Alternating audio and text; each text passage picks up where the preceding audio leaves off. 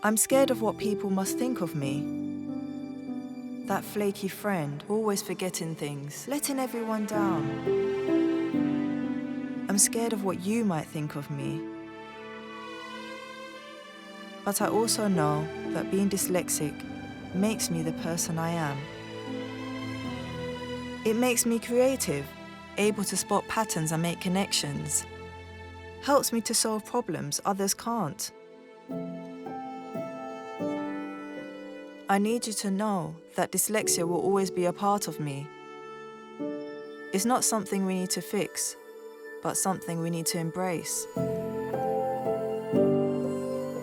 There'll be times when I'll need your help, times when I need you to be patient, but more than anything, I need you to accept me just the way I am.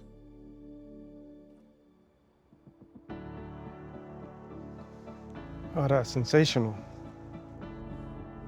Hello. Something, Hi. sis? How you doing? You all right? Yeah, you're right.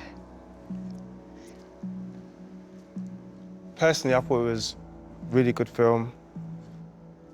Come across really well. Hair was did. So he was on point. But just to let you know that whatever happens in life, I'll never be disappointed in you. I am sensationally proud of who you are. Never, ever worry about how I perceive you, ever.